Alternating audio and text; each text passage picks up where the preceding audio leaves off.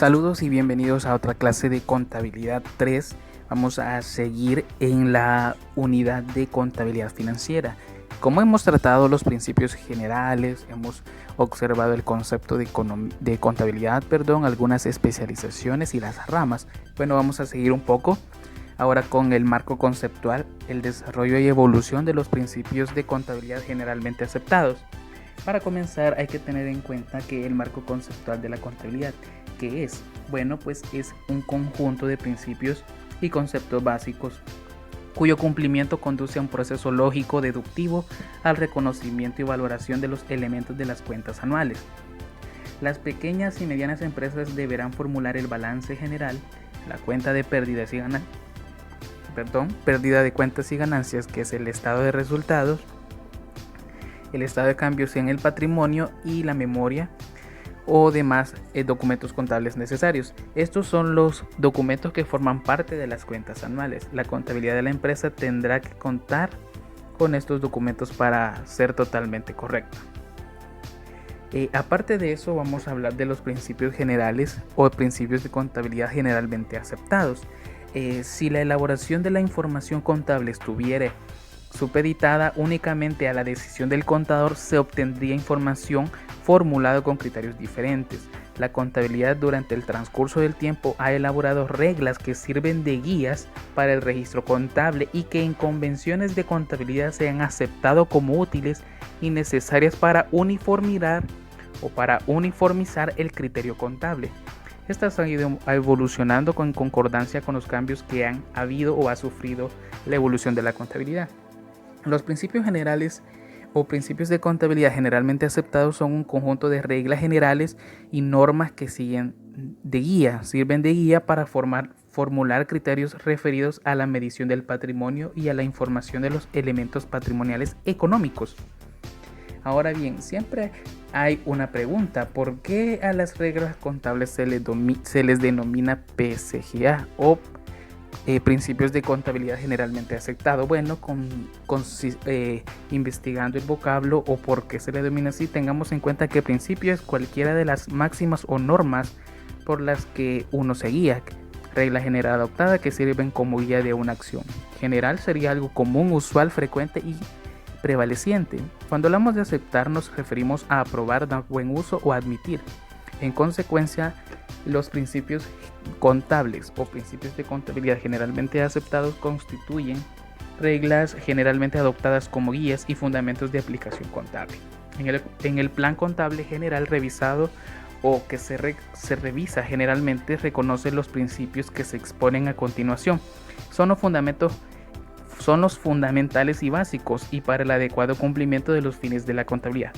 Bueno, en realidad son 15 principios de los que se les va a estar hablando, pero hoy vamos a hablar de una pequeña parte y vamos a seguir en la próxima clase. Pero vamos a comenzar con el principio de equidad. ¿Qué es el principio de equidad? Es sinónimo de imparcialidad y justicia y tiene la condición de postulado básico. Es una guía de orientación en íntima relación con el sentido de lo ético y lo justo para la evaluación contable de los hechos que constituyen el objeto de la contabilidad.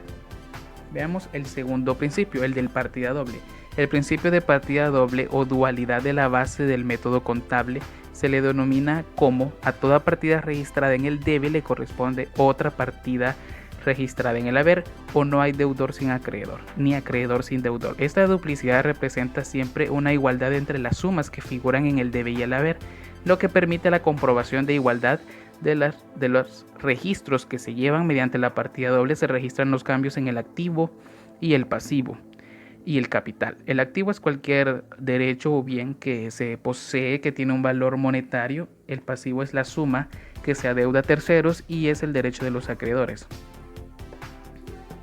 Sigamos con el siguiente principio, ente.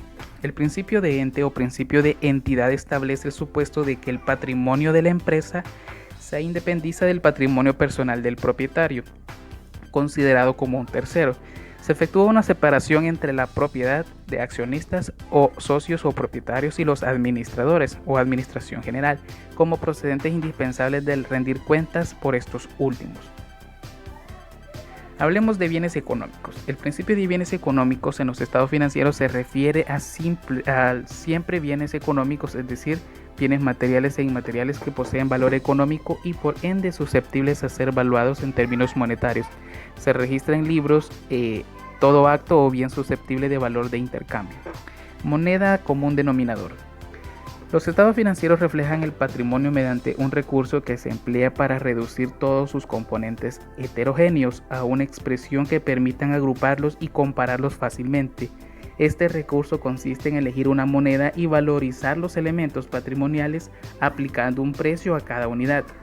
Generalmente se utiliza como denominador común la moneda que tiene curso legal en el país en el que funciona el ente. Esto es obvio, ¿verdad? Nos adaptamos nosotros a las leyes que rigen el país y como podemos decir que la moneda de común denominador en nuestro país El Salvador es el dólar estadounidense.